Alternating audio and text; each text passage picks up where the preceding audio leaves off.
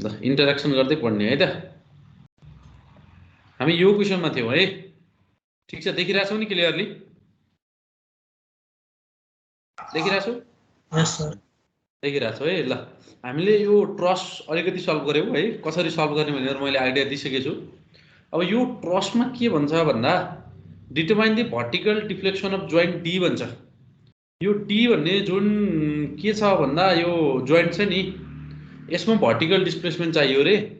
अब पहिलो कुरा के सोध्छ क्वेसनले, ड्यु टु लोडिङ सोन भन्छ। अब लोडिङले गर्दा आउने डिफ्लेक्सन भनेको त समेसन केपिएल बाई यही होइन र, यही फर्मुला होइन र?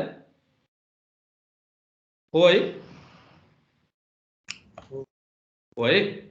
र तिमीलाई के सोध्यो भन्दा members DE and DC being 5 mm too long रे। तिम्रो डिई र डिसी हेर त, यो डिई र डिसी भन्ने मेम्बर चाहिँ 5 mm टु लङ जति हुनुपर्ने त्यति भन्दा 5 mm एक्स्ट्रा छ भने कुन इरर भयो? कुन इरर भयो भन त? मिसफिट मान्छे मिसफिट अथवा ल्याक अफ फिट अथवा फेब्रिकेसन इरर भयो। र तिमीलाई त्यो सँगैसँगै के भन्यो भन्दा temperature of member CD is rise up by 20 degree Celsius भन्यो। तिम्रो जुन यो सिडी भन्ने यो जुन मेम्बर छ नि, हेर त मैले गोलो लाएको, यसको टेम्परेचर चाहिँ 20 डिग्री सेल्सियसले बढ्यो भन्छ। अब यो 20 डिग्री सेल्सियसले बढ्यो, यदि डिग्री सेल्सियसले बढ्यो अथवा घट्यो भनेर दियो भने कुन इफेक्ट दियो?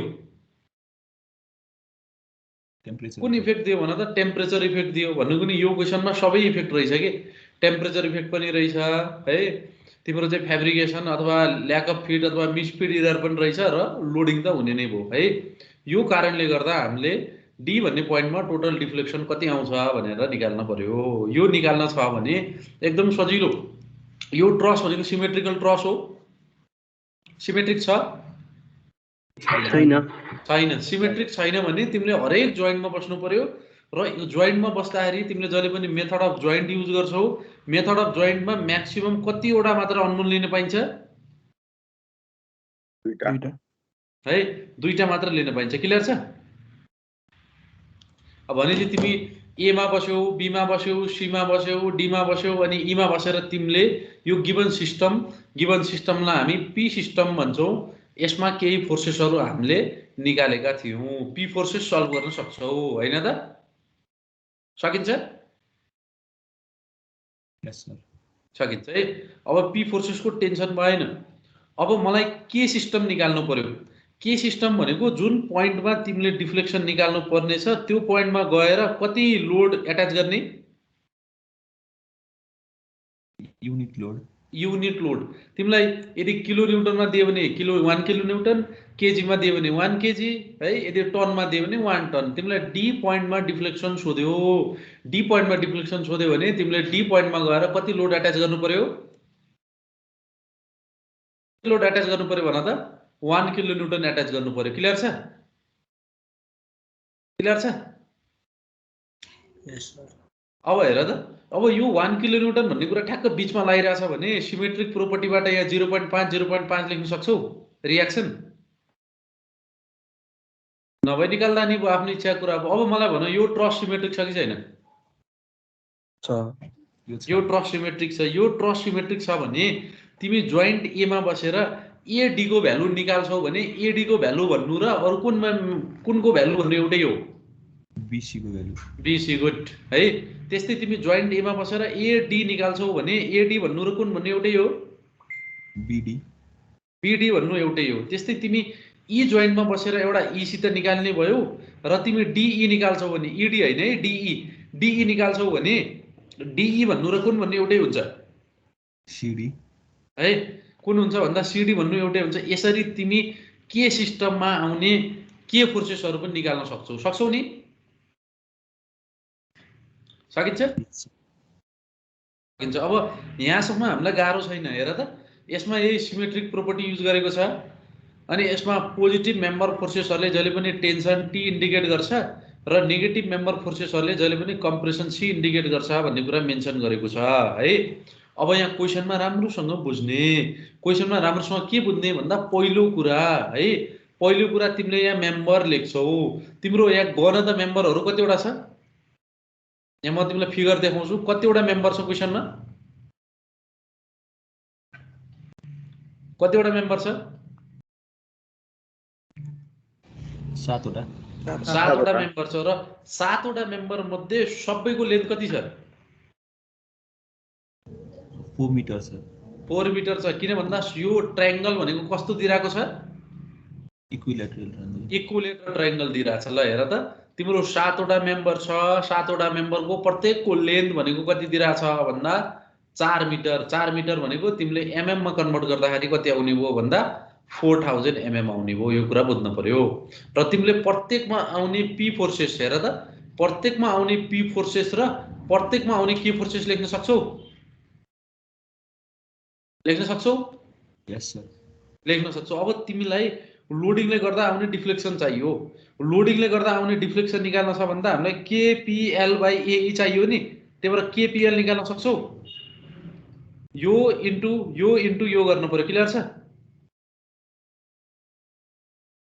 क्लियर छ? यस सर। क्लियर छ? अब यहाँ राम्रोसँग बुझौँ है। अब बुझ्नुपर्ने कुरा छ कि तिमीलाई क्वेसनमा coefficient of thermal expansion given छ अल्फा है 12 × 10⁻⁻6 पर डिग्री सेल्सियस। तिमीलाई Young's modulus of elasticity E given छ। हेर त, तिमीलाई क्वेसनमा कुन युनिटमा गिभन छ भन्दा राम्रोसँग हेर्ने 200 × 10⁻³ न्युटन पर एमएम स्क्वायरमा छ।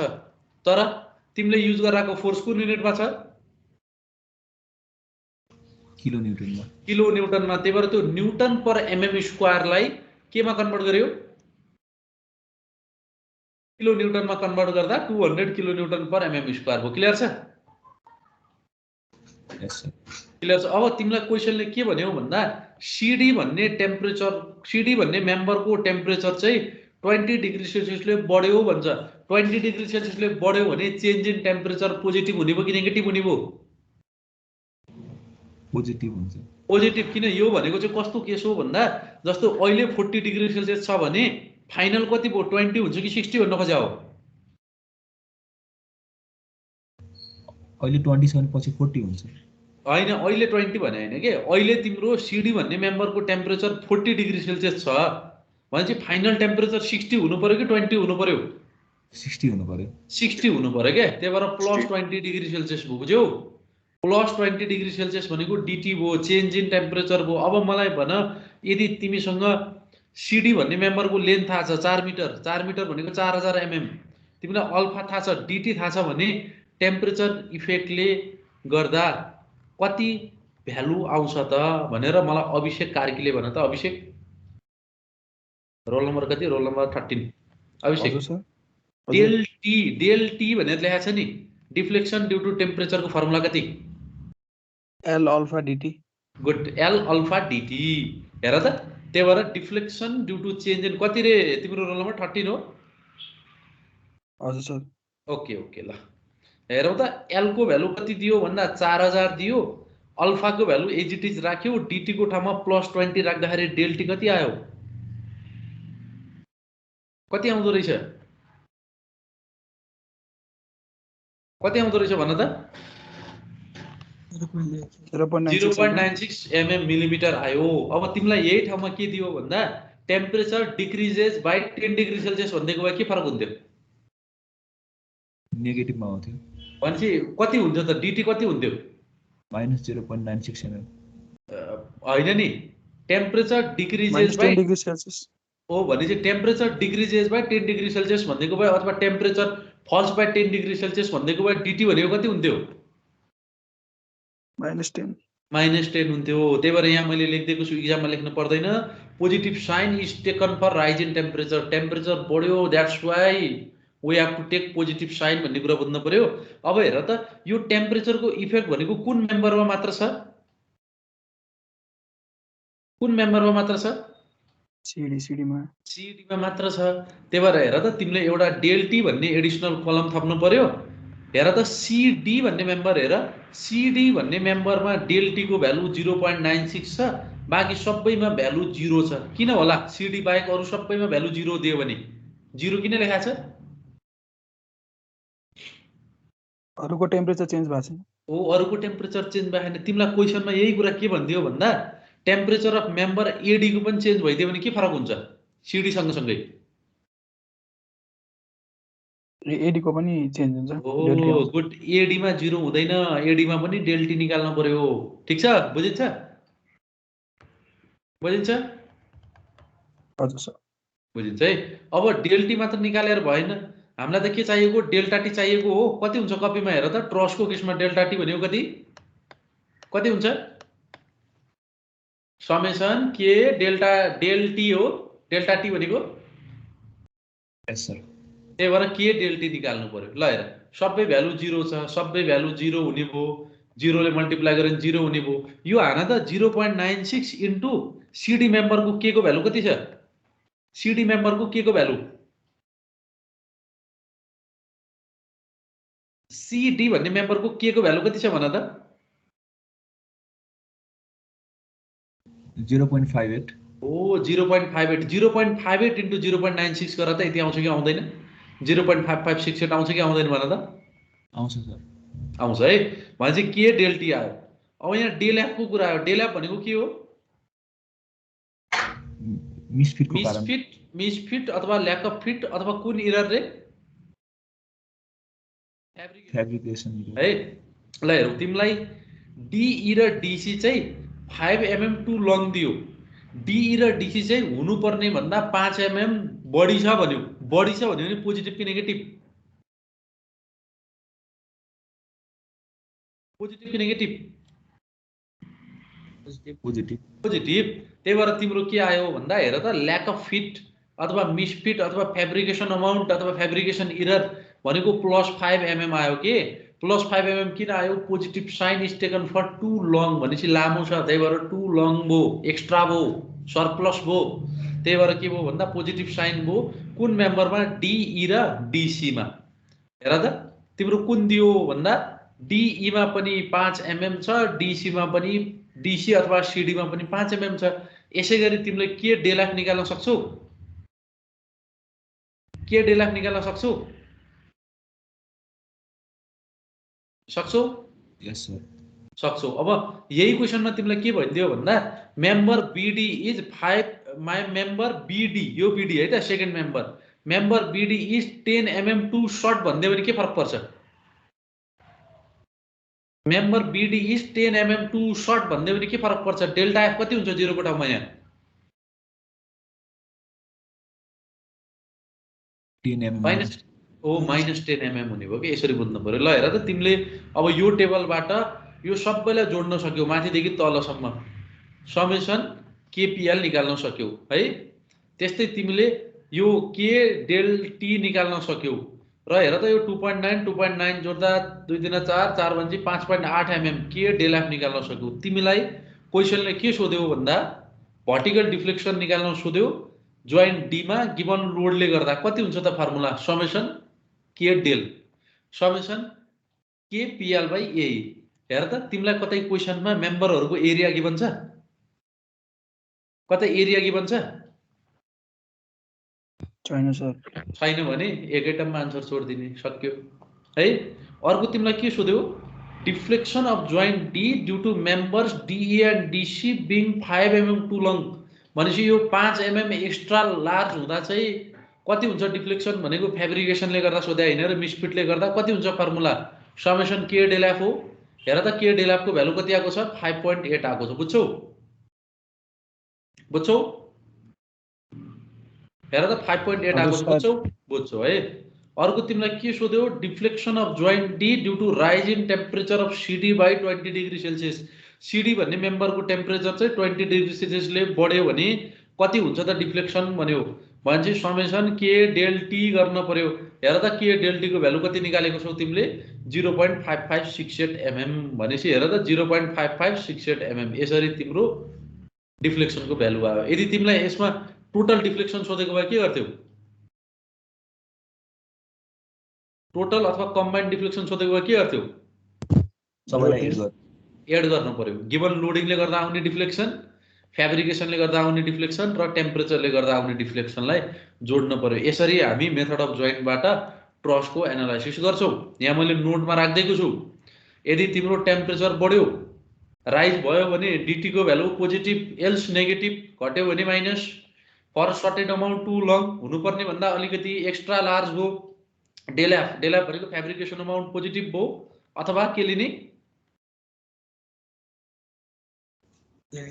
नेगेटिभ लिने। ल एउटा साथीलाई क्वेसन सोध्दैछु है त मैले है, एउटा ट्रस देखाएर क्वेसन सोध्छु है त कसरी गर्ने भनेर है।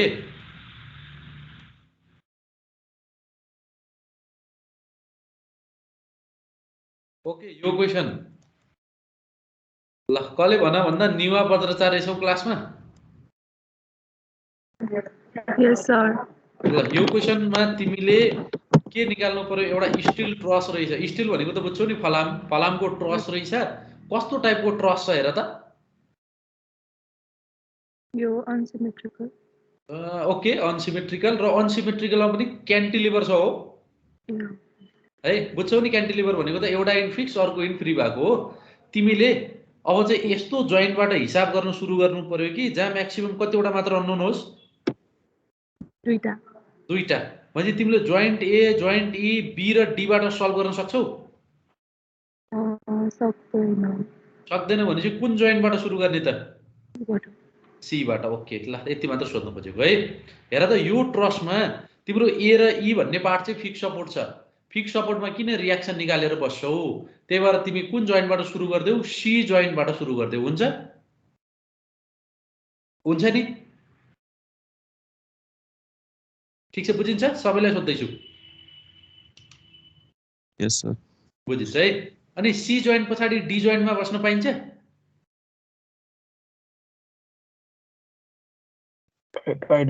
पाइँदैन। किन भन्दा यो भ्यालु मात्र नोन भएको हुन्छ। यो एउटा दुईटा तीनटा भ्यालु त थाहा छैन नि। बी जोइन्टमा बस्न पाइन्छ? हेर त, त्यही भएर तिमी ए र ईमा बस्नै पर्दैन। एकचोटि सीमा बस, एकचोटि बीमा बस, एकचोटि कुनमा बस, डीमा बस। यसरी बुझ्नु पर्यो कुराकानी है। ठिक छ। ल अब यो च्याप्टरको लास्ट क्वेसन हेरौँ है। ल यो क्वेसन पढौँ मजाले मन भने है। यो अर लेखिरहेछ है। यो अर लेखेको क्वेसन एउटै हो है, जसरी पनि सोध्न सक्छ। एकपल्ट पढौँ त 1 मिनट टाइम लिएर।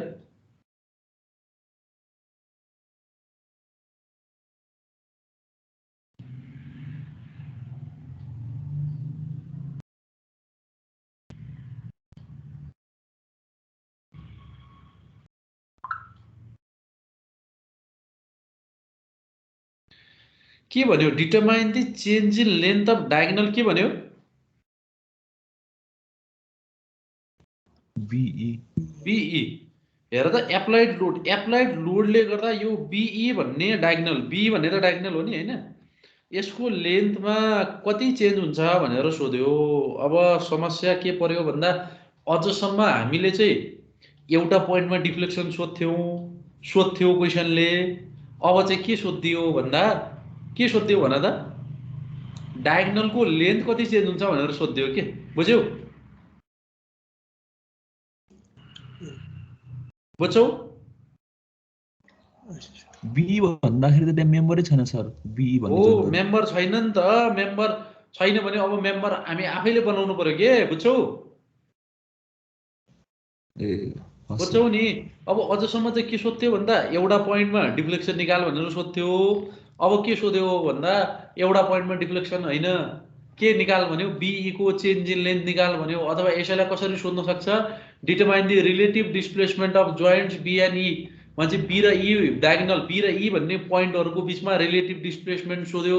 रिलेटिभ डिस्प्लेसमेन्ट भनेको कस्तो हो भन्दा, ल सुन है त, भन्न खोजेको कस्तो हो भन्दा कबड्डी खेले जस्तो के, बाहिरतिर तान्ने। अहिले म बुझाउँछु है।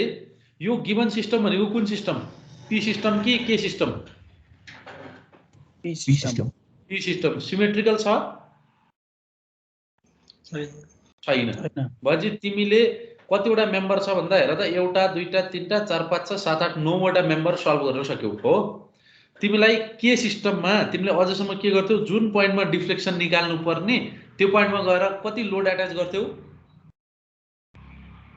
Unit load. अब हामीले दुईटा पोइन्टको बिचमा रिलेटिभ डिस्प्लेसमेन्ट चाहिएको छ। कुन दुईटा पोइन्टको बिचमा? हो, त्यही भएर बीमा चाहिँ यसरी 1 किलोन्युटन लाउनु पर्यो। बुझ्छौ? बीमा चाहिँ यसरी 1 किलोन्युटन लाउनु पर्यो र ईमा पनि यसरी 1 किलोन्युटन लाउनु पर्यो। दिस इज के सिस्टम। बुझ्छौ?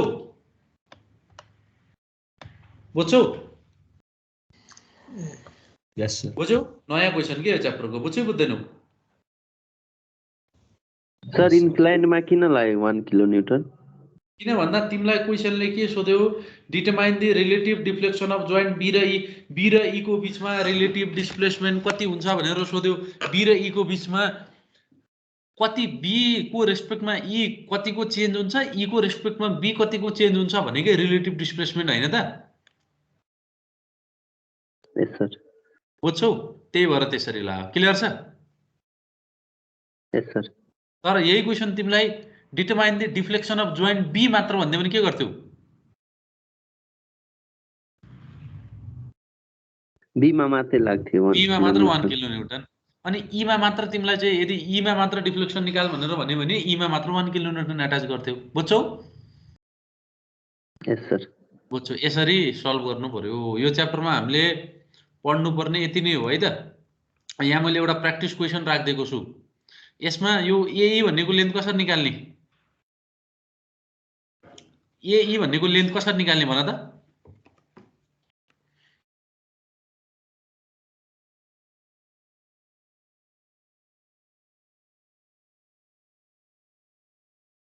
त्यो ट्रायंगल बनाएर राइट एंगल ट्रायंगल बनाएर ओ भेरी गुड तिमीले यहाँबाट यसरी परपेन्डिकुलर तान्न पर्यो परपेन्डिकुलर तान्यो भने जहिले पनि बाइसेट गर्छ फिगरमा नदेखिए पनि अब फिगर त पेनले बनाएको कहाँबाट देखिन्छ त हैन यो डिस्टेन्स x हो भने यो डिस्टेन्स पनि कति हुन्छ x हो यति कति छ √3 छ हेर त क्वेसनमै प्रोभाइड छ हेर त √3 छ अब मलाई भन यो एंगल 60 डिग्री छ एंगलको अपोजिट इज परपेन्डिकुलर यो 90 डिग्री छ 90 डिग्रीको अपोजिट हाइपोटेन्युस तिमीलाई x चाहिएको छ yeah this remaining side is b कुन फर्मुला युज गर्छौ tan theta is equals to tan 60 equals to √3/x गर्छौ अनि 2x गर्यो भने यही आउँछ यस सर आउँछ यसरी निकाल्नु पर्यो है यो च्याप्टर 3 मा हामीले सर पढ्नु हजुर सर यो अघि नैको त्यो रिलेटिभ डिस्प्लेसमेन्ट वाला क्वेसन देखाउनु न एकचोटि भन न सर त्यसमा जस्तै बीई भन्ने डायगोनल छ हैन अनि त्यसपछि ई को रेस्पेक्टमा चाहिँ बी कति डिफ्लेक्ट भयो भनेर सोधेको हैन त खासमा ई को रेस्पेक्टमा बी मात्र हैन कि बी को रेस्पेक्टमा ई पनि हो के त्यही भएर यसरी भन न अनि त्यसपछि बीई भन्ने सपोज म डायगोनल चाहिँ दुवै नलिकिन जस्तै बी पनि डिफ्लेक्ट भएको छैन ई पनि डिफ्लेक्ट भएको छैन मैले चाहिँ बी र ई डायगोनल जोडे हैन अनि त्यसपछि चाहिँ बी डिफ्लेक्ट भएर चाहिँ सपोज बी ड्याश भन्ने अलि तलपट्टि आयो हैन सपोज अलिकति तलपट्टि आयो ई को रेस्पेक्ट भने चाहिँ अनि मैले ई र बी ड्याश भन्ने दुईटा डायगोनललाई जोडे अनि कसरी हेर्ने यिनीहरु दुईटाको बीचमा रिलेटिभ डिस्प्लेसमेन्ट हैन यस्तो हो तिमीले बुझेनौ कुरा कस्तो हो भन्दा जस्तो कि तिम्रो कुरा अनुसार चाहिँ के भयो भन्दा जस्तै यो बी लाई जोडेनौ हैन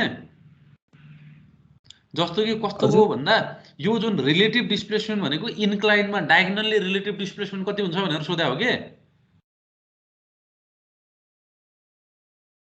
डायगोनली अनि त्यसपछि त बी भन्ने चाहिँ डिफ्लेक्ट भएर अलिकति तलपट्टि आयो भने चाहिँ यो दुईटामा फेरि म्याथमेटिक्स लगाउनु पर्ने होला नि सर पर्दैन तिम्रो चाहिँ कस्तो भयो भन्दा तिम्रो फर्मुला त एउटै हो नि KPL/A हैन र हजुर हजुर अब भनेपछि अब हेर्नु पर्यो जस्तो यो 8 मिटर छ यो 6 मिटर छ हेर यो 8 मिटर र 6 मिटर छ भने तिमीले यो एंगल निकाल्न सक्छौ हजुर सकिन्छ यतातिर कस कम्पोनेन्ट यतातिर साइन कम्पोनेन्ट त्यस्तै यो एंगल आउने भयो यतातिर कस कम्पोनेन्ट यतातिर साइन कम्पोनेन्ट भन्छ के गर्नु पर्यो त एउटा एक्स्ट्रा मेम्बर बीई लिनु पर्यो टेबलमा सल्भ गर्नु पर्यो समेसन KPL/A सक्यो हैन र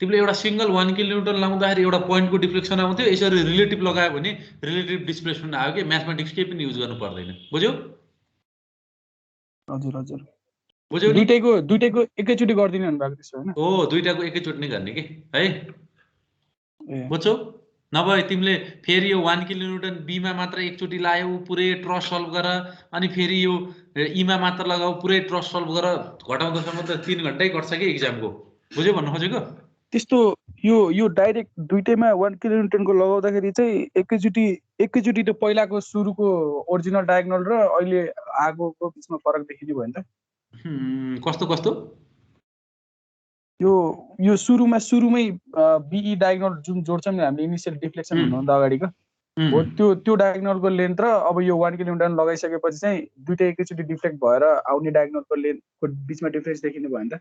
यस्तो हो, लेन्थ एउटै हुने भयो, डिफ्लेक्सन भयो भने के बढ्छ कि घट्छ के, त्यही डिफ्लेक्सन के कतिले बढ्यो अथवा कतिले घट्यो त्यही सोध्या त हो नि, बुझ्यौ नि तिमीले भनेको ठिक छ। हजुर हजुर त्यही भएर त डिफ्लेक्सन भयो नि त, नभए त जिरो हुन्थ्यो नि त आन्सर त, हैन र? हो ठिक छ, बुझ्यौ? क्लियर भयो? हजुर सर क्लियर भयो है। ल ठिक छ, यो च्याप्टर सिद्धियो। च्याप्टर 4 यो प्र्याक्टिस क्वेसन टेक टिम्समा राखिदिएको छु, गरेर बुझाउनु है। ल च्याप्टर 4 सुरु गर्छु है। अब हुन्छ, च्याप्टर 4 सुरु गरौँ है। च्याप्टर 4 पछाडि अझ आर्स भन्ने च्याप्टर पढ्नै बाँकी छ हामीले है। ल च्याप्टर 4 टस भने यसको नोट हिजो राति अपलोड गरिदिइसकेको छु है।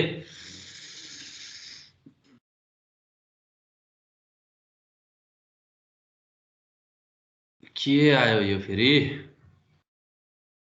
ल हेरौँ त च्याप्टर 4। च्याप्टर 4 को टपिक के छ भन्दा डिफ्लेक्सन अफ बीम भन्छ है। अब हामीले पढ्नुपर्ने के छ भन्दा कन्टेन्टहरू धेरै छ यो च्याप्टरमा। 4.1 देखि 4.10 सम्म छ। यसको 3 वटा कन्टेन्ट पनि अरू कलेजमा पढाइ हुँदैन है, जुनसुकै कलेजमा बुझ्दा पनि हुन्छ क्याटफोर्ड बाहेक। 3 वटा कन्टेन्ट भन्दा बढी कन्टेन्ट अरू कलेजमा पढाइ हुँदैन, हामी पुरै कन्टेन्ट पढ्छौँ है। ल हेरौँ, हाम्रो पहिलो है, यहाँ चाहिँ च्याप्टर 4 भनेर छ, मेरो नोटमा चाहिँ च्याप्टर 5 भनेर छ। किन भन्दा मैले निकाल्न लागेको किताबमा चाहिँ मैले यसलाई च्याप्टर 5 मा राखेको छु, कन्फ्युज नहुने है त, बुझ्छौ नि? सर हजुरको किताब कहिले आउँछ स्टेसनरीमा? यो कोरोना लाएर चाहिँ त्यो टाइप गर्ने मान्छे नै थला परेर सुत्या कि, त्यसले गर्दा 1.5 महिना भयो कामै स्टप भएको।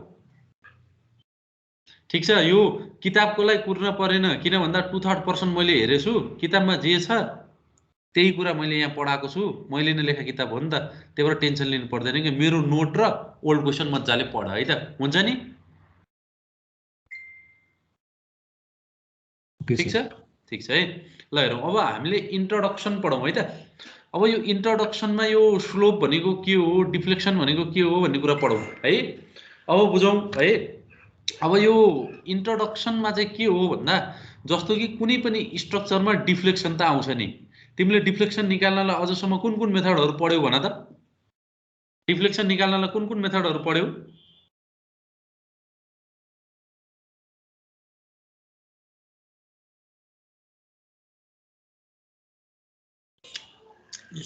रियल वर्क मेथड हो, गुड। रियल वर्क मेथड र भर्चुअल वर्क मेथड पढाए हैन र डिफ्लेक्सनको लागि? स्ट्रेन एनर्जी मेथड र भर्चुअल वर्क अथवा युनिट लोड मेथड पढाए हैन र? अहिले एकछिन अगाडिसम्म पनि त्यही मेथडै पढ्दैछौ त हैन र? यस सर। हो है। अब हेर, अब हामीले डिफ्लेक्सनलाई 0 पार गर्न सक्छौं र स्ट्रक्चरमा? सकिदैन। सकिँदैन। त्यही भएर कुनै पनि स्ट्रक्चरमा हामीले डिफ्लेक्सन 0 गर्न सकिँदैन। त्यही भएर in any structure the deflection of beam should be kept below the allowable or permissible limit. जस्तो कस्तो हुन्छ भन्दा कुनै पनि स्ट्रक्चरमा चाहिँ, जस्तै बीमकै केसमा बीममा अलाउएबल अथवा म्याक्सिमम पर्मिसिबल डिफ्लेक्सन कति हुन सक्छ त भनेर नेपाल बिल्डिङ कोडले चाहिँ गाइडलाइन्स दिएको छ। त्यो अलाउएबल अथवा पर्मिसिबल लिमिट भन्दा धेरै डिफ्लेक्सनमा बीम राख्न भएन। डिफ्लेक्सन भनेको के हो भन्ने कुरा बुझौँ है। डिफ्लेक्सन भनेको के हो भनेर बुझ्नलाई यहाँ हेरौँ। एउटा मैले सिम्पली सपोर्टेड बीम लगे, सिम्पली सपोर्टेड बीममा दुईटा लोड लगाए, हेर त, पोइन्ट लोड लगाए P1 र P2। अब मलाई भन, यो ए भन्ने सपोर्टमा भर्टिकल डिस्प्लेसमेन्ट आउँछ? आउँदैन। आउँदैन, किन? भर्टिकल रियाक्सन आउँछ। बी भन्ने सपोर्टमा भर्टिकल डिस्प्लेसमेन्ट आउँछ? आउँदैन। आउँदैन। त्यही भएर ए र बीमा हेर त, यहाँ डिस्प्लेसमेन्ट कति छ भन्दा 0 छ र यसरी तलबाट गइरहेको छ। This is deflected shape of beam, बुझ्छौ? यो स्ट्रेट भनेको चाहिँ हाम्रो ओरिजिनल बीम भयो, ओरिजिनल सेप प्योरली हराइजन्टल भयो। डिफ्लेक्टेड सेप भनेको यसरी घुमेको हो, बुझ्छौ? यो डायग्राम बुझ्छौ? हेर त, अब तिम्रो ओरिजिनल लेभल भनेको सी हो, यो सी चाहिँ सरेर सिफ्ट भएर कतिमा पुग्यो? सी ड्यासमा पुग्यो, देखिरहेको छौ। त्यस्तै हेरौँ त डी भन्ने पोइन्ट चाहिँ सरेर सिफ्ट भएर कतिमा पुग्यो, डी ड्यासमा पुग्यो। हो यसरी ओरिजिनल लेभलको रेस्पेक्टमा हाम्रो पोइन्ट्सहरू लोड लगाउँदा कतिले सिफ्ट हुन्छ त त्यसलाई हामी डिफ्लेक्सन अथवा डिस्प्लेसमेन्ट भन्छौँ। त्यही भएर हाम्रो के रहेछ भन्दा डिफ्लेक्सन, यहाँ हेरौँ त डिफिनेसन सिम्पल छ। Deflection of a beam is defined as the vertical displacement of a point on a loaded beam. Unloaded बीममा के को डिस्प्लेसमेन्ट आउनु कि त्यसको सेल्फ वेटले आए मात्र हो है, एकदम थोरै हुन्छ। त्यही भएर डिफ्लेक्सन भन्ने कुरा चाहिँ के रहेछ भन्दा भर्टिकल डिस्प्लेसमेन्ट अथवा के रहेछ भर्टिकल सिफ्ट कति रहेछ त भन्ने कुरा बुझ्नु पर्यो। तिमी स्ट्रक्चरल एनालाइस्ट हो भने, तिमी स्ट्रक्चर रिलेटेड काम गर्छौ भने तिमीलाई स्ट्रक्चरमा कति डिफ्लेक्सन आउँछ त्यो निकाल्न पर्यो। अब त्यसमा हेर त डिफ्लेक्सन निकाल्नलाई धेरै तरिकाहरू छ। यो मैले टिक्लाको तरिकाले आउँछ निकाल्न, आउँछ आउँछ सर, आउँछ है। यो एफ नम्बर तरिकाले आउँछ, आउँछ सर, आउँछ। अब कलेजहरुमा पढाइ हुने तरिका भनेको यो दुईटा मात्र हो है, मुभमेन्ट एरिया मेथड र अनि अर्को भनेको हाम्रो कन्जुगेट बीम मेथड हो। सिलेबसमा यो पनि छ, डबल इन्ट्रिगेसन मेथड, म्याकौले मेथड छ, क्यास्टिग लाइनो मेथड भन्ने छैन। यो अर्को सेमिस्टरमा मैले नै पढाउँछु है त। त्यही भएर हामी वान बाई वान अब पढ्छौँ। यो डिफ्लेक्सन रिलेटेड कुरा हो। अब डिफ्लेक्सन सँगसँगै अर्को टर्म पनि हुँदो रहेछ। यो हेर त मैले गोलो लगाइरहेको कुन टर्म हो यो, स्लोप, स्लोप। स्लोपको अर्को नाम के हो, रोटेसन है। ल हेरौँ रोटेसन।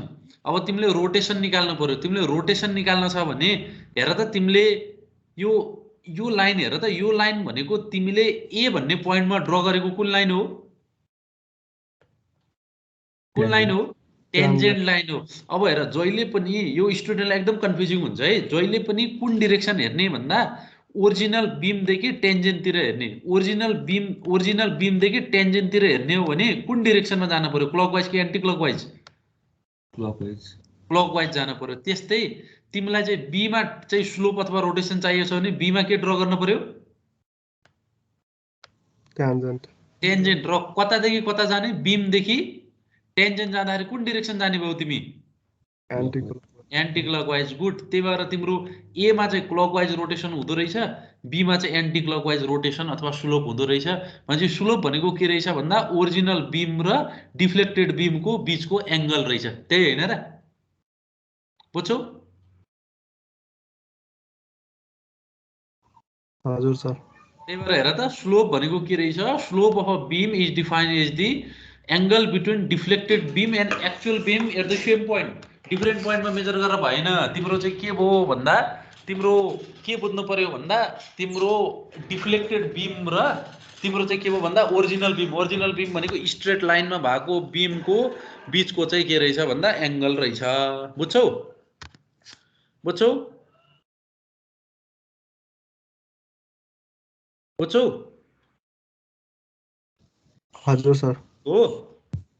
एउटा कुरा सोध्छु ल, यो एङ्गल हो कि होइन, यो दुईटाको बिचमा यो एङ्गल हो कि होइन,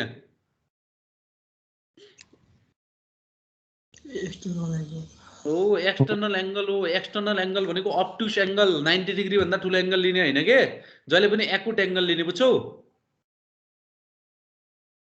बुझ्छौ? ल ठिक छ है। अब हेर त त्यही कुरा लेखा छ, अरू केही छैन।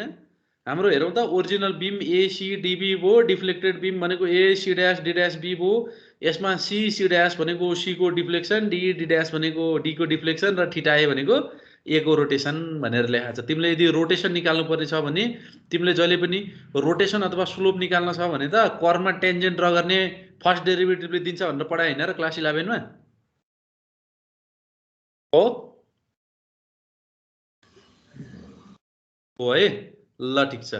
अब 4.1 सकियो। 4.2 हेर त, differential equation of flexure.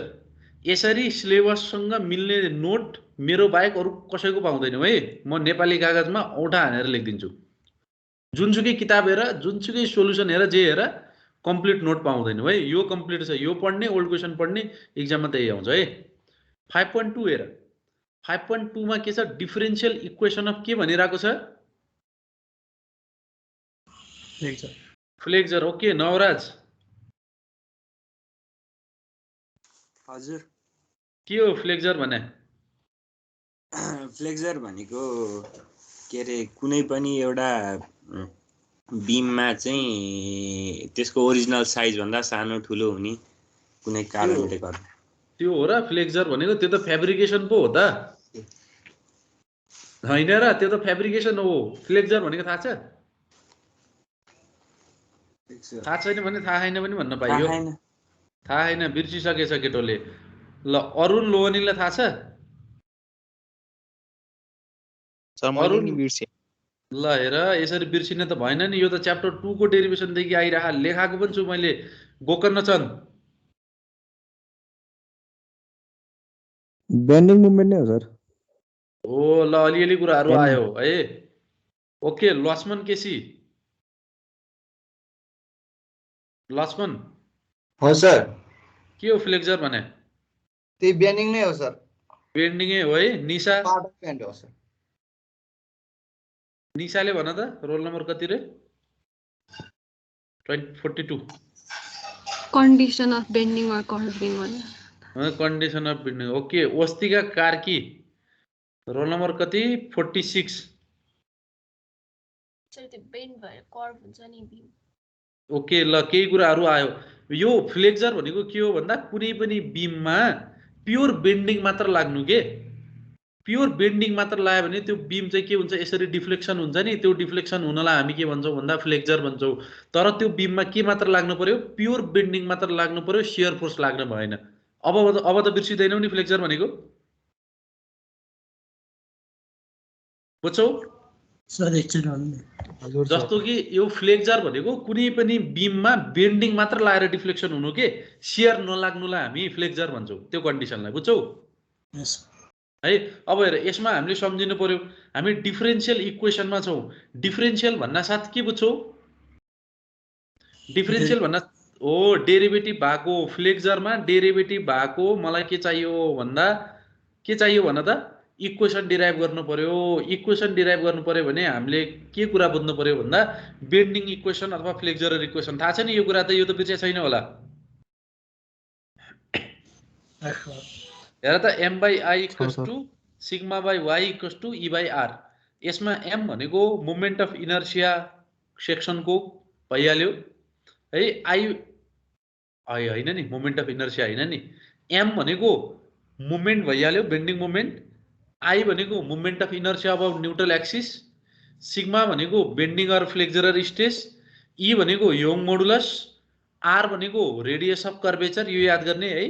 Are भनेको रेडियस अफ कर्वेचर र वाई भनेको के थियो? न्यूट्रल एक्सिसदेखि जहिले पनि टाढासम्मको डिस्टेन्स। ठिक छ? फार्देस्ट पोइन्टसम्मको डिस्टेन्स। बुझिन्छ नि? बुझिन्छ? हजुर सर। है, बुझिन्छ है। अब यसबाट मैले चाहिँ यो लेख्न पाउँछु, m/i = e/r भन्ने टर्म लेख्न पाउँछु। यस सर। है, यसबाट हेर त, मैले m = ei × 1/r भनेर लेख्न पाउँछु। यस सर।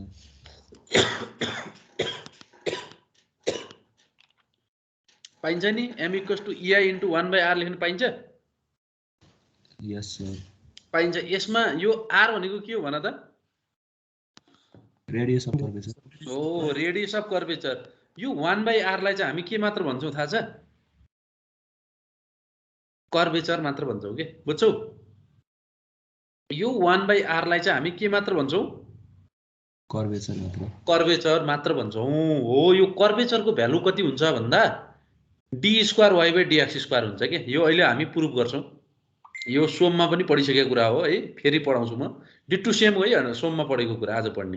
हेर त, d²y/dx² हो। ठिक छ? बुझ्छौ नि? यो याद गर्न सक्छौ नि? r भनेको रेडियस अफ कर्वेचर, 1/r भनेको कर्वेचर। कर्वेचर कति हुन्छ? d²y/dx²। यसको मिनिङ त यो हेर त, भ्यालु पुट गर्दाखेरि m = ei d²y/dx²। यसलाई हामी के भन्छौँ? डिफरेन्शियल इक्वेसन भन्छौँ। डिफरेन्शियल इक्वेसन किन भनेको भन्दा y लाई कति पटक डेरिभेटिभ गराछौ? 2 पटक। 2 पटक। dy/dx लाई कति पटक डेरिभेटिभ गराछौ? 1 पटक। 1 पटक। हेर त, त्यही भएर यसलाई हामी डिफरेन्शियल इक्वेसन पनि भन्छौँ अथवा m भनेको मोमेन्ट हो, d square y by dx square भनेको के हो? कर्वेचर। कर्वेचर। त्यही भएर यो इक्वेसनलाई हामी मुभमेन्ट कर्वेचर इक्वेसन भनेर भन्छौँ। त्यही भएर यो इक्वेसन नम्बर 5.3 लाई हामी मुभमेन्ट कर्वेचर रिलेसनसिप अथवा इक्वेसन भन्छौँ, जसलाई कमनली हामी डिफरेन्शियल इक्वेसन अफ फ्लेक्चर भन्छौँ। यो फ्लेक्चरकै इक्वेसन युज गरेर आज हामी हिसाबहरू सल्भ गर्छौँ। क्लियर छ? बुझिन्छ? बुझिन्छ है। अब यसको प्रुफ गरौँ। ल हेरौँ, यसको प्रुफ गर्नलाई मैले एउटा बिम लगेँ। हेर त, एउटा बिम लगे, सिम्पली सपोर्टेड बिम, जसमा लोड कति लगाए? पी। लोड पी लगाए। लोड पी लाउँदाखेरि डिफ्लेक्सन कति? वाई आयो। वाई आयो है। मैले एउटा सानो हराइजन्टल इलिमेन्ट कन्सिडर गरेँ डिएक्स, र हेर त यो डिफ्लेक्टेड सेपको यो जुन कर्भ पार्ट छ नि, यति त सानो कर्भ पार्ट हो नि, कर्भ पार्टको आर्क लेन्थ कति छ? डीएस। डीएस। अब यो डीएस हो, यो कर्भ छ, यस्तो कर्भ छ के, यस्तो कर्भ छ भने यसलाई यसरी प्रोड्युस गर्यो, यसलाई यसरी प्रोड्युस गर्यो भने कुन पोइन्टमा भेटिन्छन्? यो सेन्टरमा। गुड, सेन्टरमा। हेर त, तिम्रो चाहिँ यो कर्भको लेन्थ हेर त, आर्कको लेन्थ डीएस भयो, तिम्रो रेडियस आर भयो, तिम्रो रेडियस आर भयो, र बीचको एंगल, सेन्ट्रल एंगल सबटेन्डेड कति भयो? डी थीटा भयो है। ठीक छ, बुझिन्छ? बुझिन्छ? Yes sir. है, डी थीटा भयो। अब यसबाट हामीले के बुझ्नु पर्यो भन्दा, यो आर डी थीटा र डीएस को रिलेसनशिप कस्तो हुन्छ भन्न सक्छौ? D theta is equals to R DS. D theta equals to कति? R DS. उल्टो भयो कि? DS equals to R D theta हैन र? Arc length equals to radius into angle हैन र?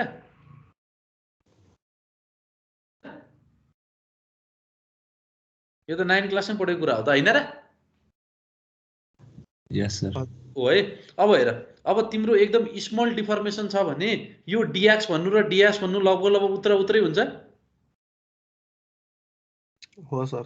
अहिले फिगरबाट पनि देखिरहेको छौ। हेर त, त्यही भएर डीएस को ठाउँमा कतिले रिप्लेस गर्यो? डीएक्स ले रिप्लेस गर्यो।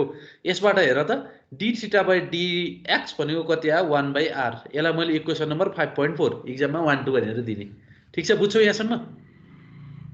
बुझ्छौ?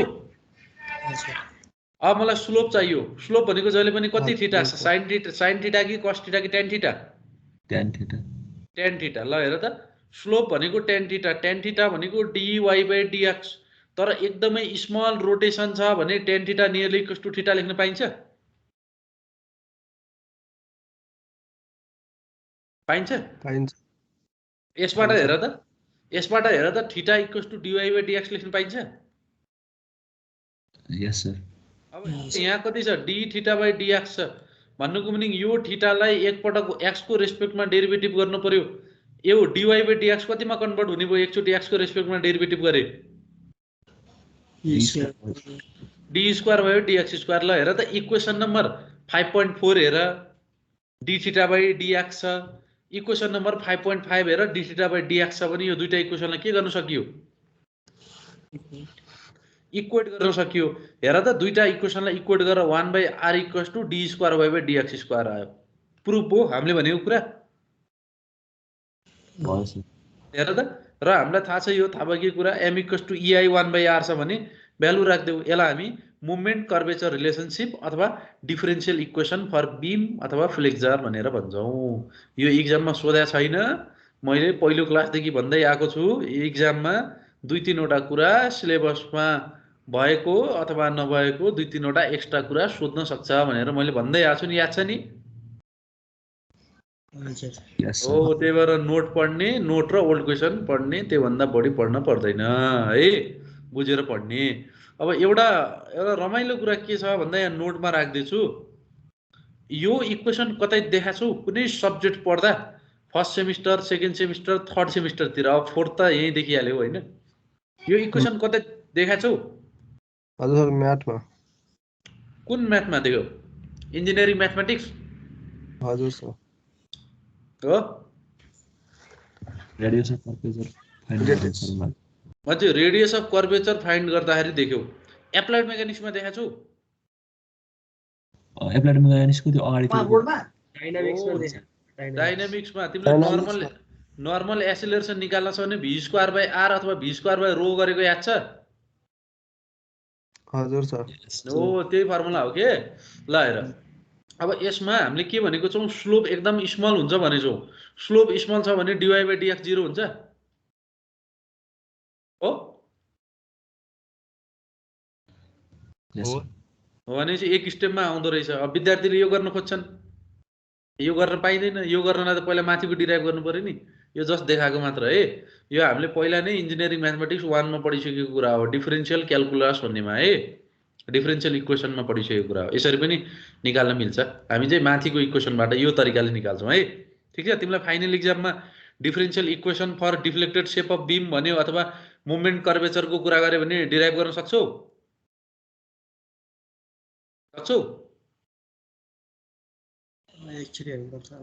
एकचोटि हेर्नुपर्छ है। बुझा छौ नि अहिले? यस सर। ल ठिक छ, बुझ्न पर्यो है। 4.3 हेरौँ के छ 4.3 मा। Double integration method. Double integration method भन्छ। डबल भनेको कतिचोटि? दुईचोटि के गर्ने भन्छ? इन्टिग्रेसन। अनि यो 4.5 भन्ने नि सुने हौ कतै? म्याकौली मेथड भन्ने कतै सुने हौ नाम? हजुर सर। स्ट्यान्ड द मेटेरियलमा पढा होला हैन? सोममा पढेको होला। ल हेरौँ है। अब यही पढिरहेछौँ हामी। पहिला डबल इन्टिग्रेसन मेथड पढ्छौँ। डबल इन्टिग्रेसन पनि पढायो होला हैन सोममा? हजुर सर। हो के छ, याद छ कि बिर्सिसक्यो? अलिअलि याद छ। ल अब पढाउन त त्यसो भए। डबल इन्टिग्रेसन मेथड भन्छ।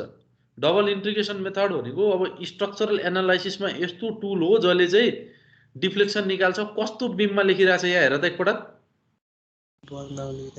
Euler Bernoulli beam. Euler Bernoulli beam भनेको के हो भन्दा त्यो m = EI_d²y/dx² फलो गर्ने फ्लेक्चरल बीम हो के। तिमीलाई कुनै पनि बीममा स्लोप अथवा डिफ्लेक्सन निकाल्न छ भने तिमीले डबल इन्टिग्रेसन मेथड युज गर्न सक्छौ। डबल इन्टिग्रेसन मेथडमा युज हुने इक्वेसन भनेको यही हो। यो इक्वेसनको नाम के हो? यो इक्वेसनको नाम भन्छ कुन इक्वेसन? Flexure equation. यसलाई फ्लेक्चर त ठ्याक्कै नभनौँ होला। फ्लेक्चर त फ्लेक्चरै हो, अलि मोडिफाइड भयो हैन फ्लेक्चरमा। डिफरेन्शियल भन्छ डिफरेन्शियल इक्वेसन अथवा यसलाई मोमेन्ट कर्वेचर रिलेसनशिप भनौँ न हैन? हो यस सर। अब हेरौँ। अब यसमा तिमीले इन्टिग्रेसन गर्नु पर्यो के। नामै के छ टपिकको? नाम के छ? Double integration. दुईचोटि इन्टिग्रेसन गर्नु पर्यो। तिमीले यसलाई एकचोटि इन्टिग्रेसन गरे भने के को भ्यालु आउँछ? dy/dx को भ्यालु आउँछ? आउँछ। ठीक छ।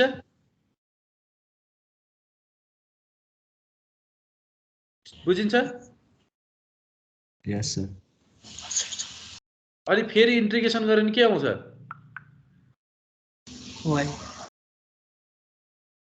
हेर त y आउँछ भने चाहिँ तिमीले एकचोटि इन्टिग्रेसन गर्यौ भने बुझ्ने है त। तिमीले एकचोटि इन्टिग्रेसन गर्यौ भने चाहिँ dy/dx आउँदो रहेछ, स्लोप आउँदो रहेछ। फेरि इन्टिग्रेसन गर्यो भने के आउँदो रहेछ? डिफ्लेक्सन y आउँदो रहेछ। बुझ्छौ? हो त्यही भएर यसलाई डबल इन्टिग्रेसन मेथड भनेर भनेको। त्यो गर्नुभन्दा अगाडि, इन्टिग्रेसन गर्नुभन्दा अगाडि तिमीलाई थाहा भएकै कुरा छ, बेन्डिङ मोमेन्ट जुन m छ नि त्यसलाई चाहिँ as a function of x लेख्नु पर्यो कि। हामीले लेख्थ्यौं नि -px अथवा 20x - 5x * x/2 गरेर पहिला x को टर्ममा लेख्ने अनि बल्ल दुईचोटि इन्टिग्रेसन गर्ने। क्लियर छ? क्लियर छ? क्लियर छ? ठीक छ। बुझिन्छ कि बुझिदैन? यस सर। है यसो साइन कन्भेन्सन हेरौँ।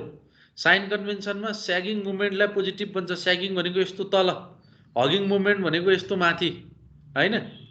अब यो कुरा बुझ्नुपर्ने हो कि यसमा। हेर त clockwise rotation at any point is consider negative. तिम्रो क्लकवाइज रोटेसन हुन्छ नि, क्लकवाइज रोटेसन भनेको घडी घुम्ने डिरेक्सन कि उल्टो डिरेक्सन?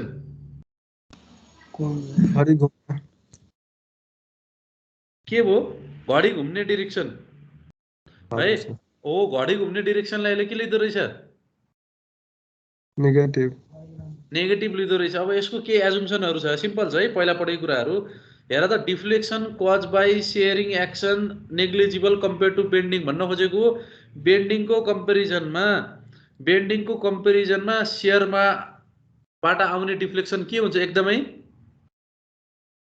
थोरै हुन्छ सानो हुन्छ थोरै हुन्छ है र अर्को एजुम्सन के छ डिफ्लेक्सन जुन आउँछ नि त्यो चाहिँ बीमको क्रस सेक्सन भन्दा चाहिँ थोरै हुन्छ है अर्को हेर त सबै पोर्सनहरु चाहिँ इलास्टिक रेन्जमा छ इलास्टिक रेन्ज भनेको हुक्सलाई अबे गर्छ र अर्को beam is straight prior to application of load भनेपछि यो लोड लाग्नु भन्दा अगाडि स्ट्रेट हुन्छ यो एजुम्सनमा खासै फोकस गरेर राख्नु परेन है सिधै न्यूमेरिकलमा फोकस गरौ हेर त 5.1 मा के भन्छ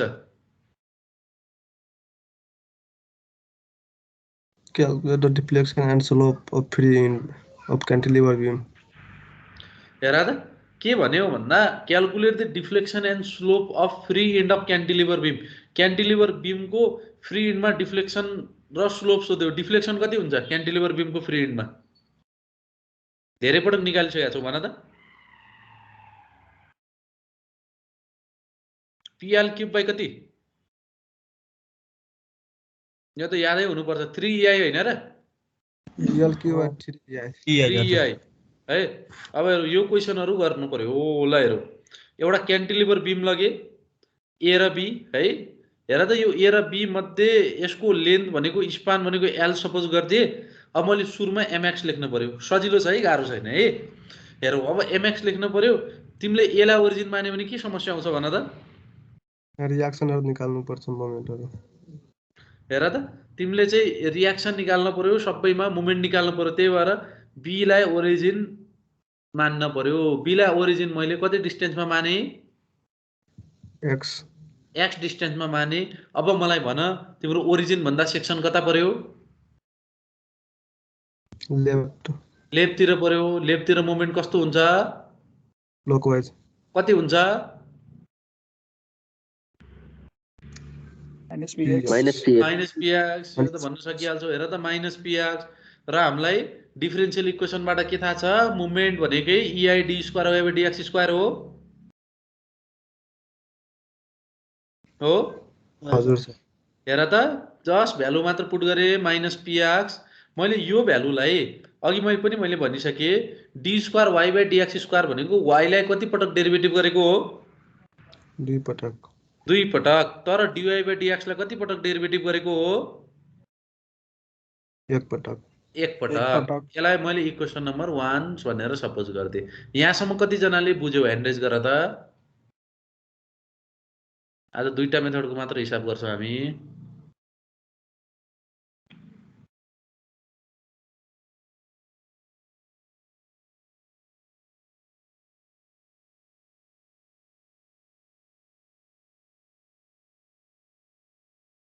आयुष भट्टले बुझेनौ मनिषा चन्द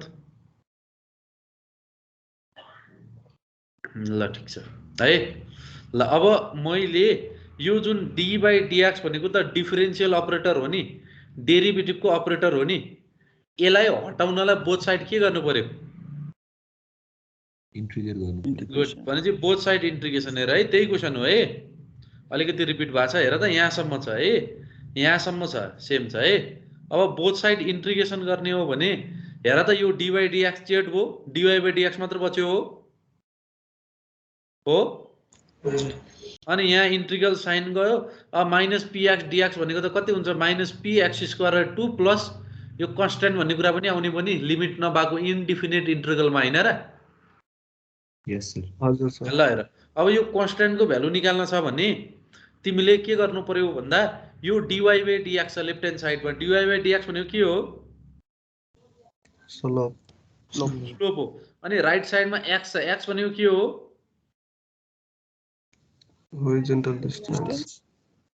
हराइजन्टल डिस्टेन्स हो भनेपछि c1 को भ्यालु निकाल्न छ भने स्लोप र हराइजन्टल डिस्टेन्सको रिलेसनशिप चाहिँदो रहेछ अब यो फिगरमा हेरौं यो जुन b भन्ने फ्री एन्ड छ नि फ्री एन्डमा स्लोप 0 हुन्छ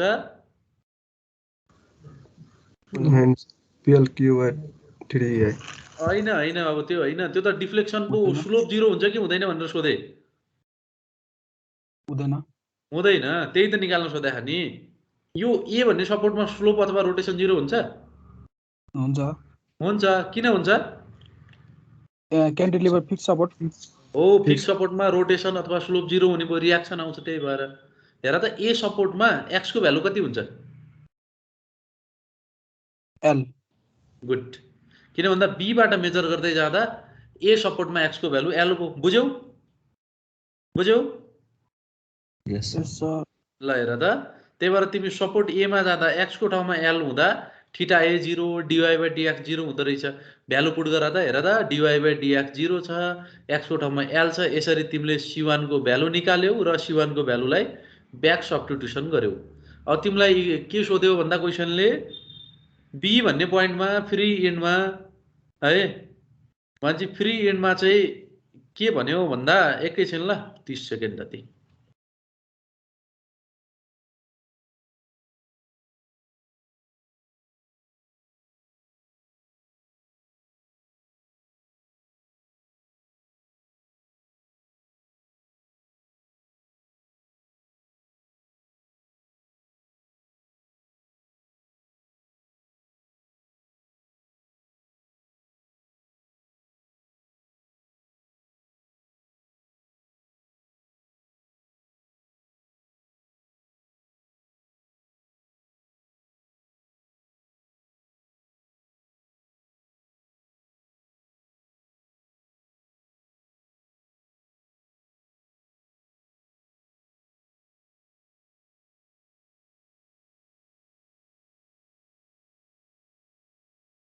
ल कन्टिन्यू गरौँ है त। ल हेर त, तिमीलाई बी भन्ने पोइन्टमा सोध्यो, बी भन्ने पोइन्टमा एक्स को भ्यालु कति? यसो फिगर हेर त, एक्स को भ्यालु कति? 0। भनेपछि हेर त, तिमीले इक्वेसन नम्बर 2 मा एक्स को भ्यालु 0 राख्यौ भनेपछि यसरी तिम्रो पोजिटिभ भ्यालु आयो। अब यो डबल इन्टिग्रेसन मेथड गर्दाखेरि क्लकवाइज डिरेक्सन नेगेटिभ हुन्थ्यो, एन्टी क्लकवाइज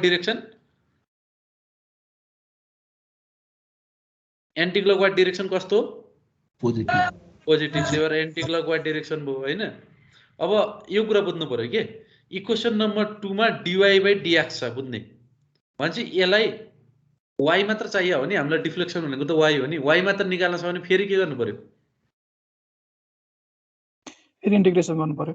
गुड। भनेपछि फेरि बोथ साइड इन्टिग्रेसन गर्दा हेर त यस्तो आउने भयो है, इआई डिवाई इक्वल्स टु यो डिएक्स साइडमा गयो minus px square by 2 dx plus integration PL square by 2 into dx को। भनेपछि यसबाट अर्को कन्स्ट्यान्टको उत्पादन भयो के। अर्को कन्स्ट्यान्ट कति रहेछ? अब C2 रहेछ। अब तिमीले यो C2 भन्नेको भ्यालु निकाल्न छ भने एउटा y को रिलेसन हेर्नु पर्यो, एउटा x को रिलेसन हेर्नु पर्यो। अब हेर त, यो सपोर्ट A मा हेर, सपोर्ट A मा x को भ्यालु कति? एल। सपोर्ट A मा x को भ्यालु l। y भनेको यहाँ यसमा आउने डिस्प्लेसमेन्ट अथवा डिफ्लेक्सन कति? 0। भनेपछि हेर त, तिम्रो कति आउने भयो भन्दा सपोर्ट A मा कति रहेछ भन्दा x को भ्यालु l हुँदा y को भ्यालु 0। यसरी तिमीले C2 को भ्यालु निकाल्छौ। C2 को भ्यालु निकालेर तिमीले पुट गर्न पर्यो। पुट गरेर तिमीलाई के सोध्यो? बी पोइन्टमा सोध्यो। बी पोइन्टमा x को भ्यालु कति? बी पोइन्ट एक्स को 0। भनेपछि यसरी तिमीले डिफ्लेक्सन हेड BYB निकाल्यौ। हेर त, माइनसमा आयो। माइनसमा आउनुको मिनिङ डिफ्लेक्सन कता? डाउनवर्ड भइरहेको रहेछ, बीम भन्दा डाउनवर्ड भइरहेको रहेछ भन्ने कुरा बुझियो। हेर त, यसरी तिमीले डबल इन्टिग्रेसन मेथडबाट कुनै पनि पोइन्टमा डिफ्लेक्सन अथवा स्लोप निकाल्न सक्छौ। तिमीलाई यसरी के सोध्यो भन्दा है, यसरी के सोध्यो भन्दा तिमीलाई ठ्याक्क बिचमा सोधिदियो ल, एड मिड स्पान भनेर सोधिदियो भने एक्स को भ्यालु कति राख्छौ? L/2 होइन। भनेपछि हेर त, यसको प्रोसेस के रहेछ? सुरुमा mx लेख्ने इन टर्म्स अफ x, अनि इक्वेसन युज गर्ने डिफरेन्शियल इक्वेसन, अनि इन्टिग्रेसन गर्दै जाने भन्ने रहेछ। क्लियर छ? एकैछिन ल, फेरि अर्को फोन आयो।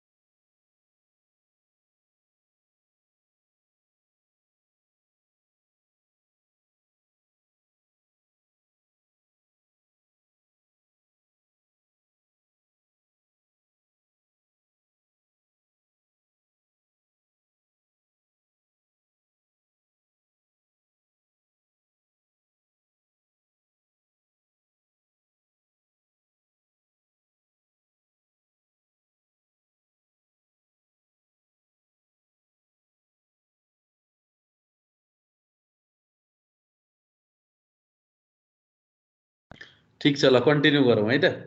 अब तिम्रो के रहेछ भन्दा सुरुमा mx लेख्ने इन टर्म्स अफ x।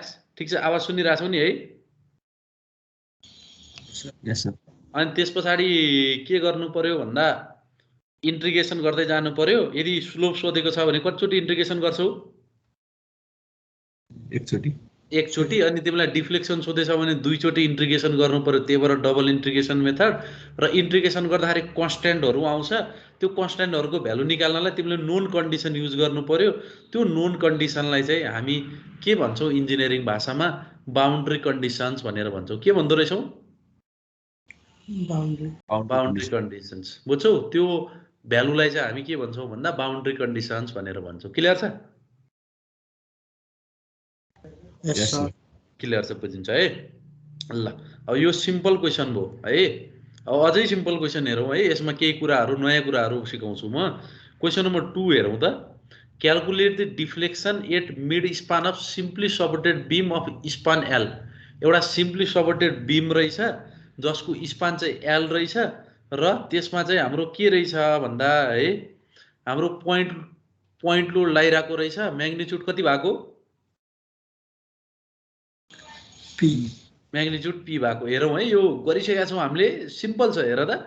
एउटा यो पोइन्ट लोड पी लागिरहेको छ है। पोइन्ट लोड पी लागिरहेको छ। हेर त, पोइन्ट लोड पी लागिरहेको छ। लेन्थ एल छ भने बिचमा आउने भ्यालु भनेको यसमा सपोर्ट रियाक्सन भनेको p/2 हुन्छ है। हो? यस सर। ठिक छ, बुझिन्छ? बुझिन्छ? p/2 है।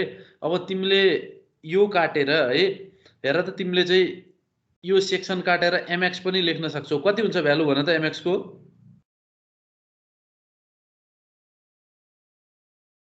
कति हुन्छ भन त? p/2 इन्टु x होइन र? p/2x plus p। ठिक छ नि? बुझ्छौ नि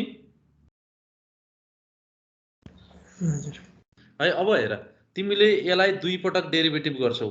गर्न गाह्रो भएन ल। हेर, एक पटक डेरिभेटिभ गर्यो भने है, एक पटक डेरिभेटिभ गर्यो भने तिम्रो dy/dx आउँछ। अब यो क्वेसन चाहिँ अलिकति विद्यार्थीले बिगार्ने क्वेसन हो के। अब तिमीले यो c1 को भ्यालु निकाल्न छ भने एउटा x र एउटा स्लोपको रिलेसनशिप हाल्न पर्यो। हो? हेर त, तिम्रो ए भन्ने पोइन्टमा स्लोप अथवा रोटेसन 0 हुन्छ र?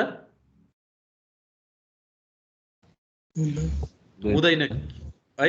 बी भन्ने सपोर्टमा, रोलर सपोर्टमा स्लोप अथवा रोटेसन 0 हुन्छ र? हुँदैन।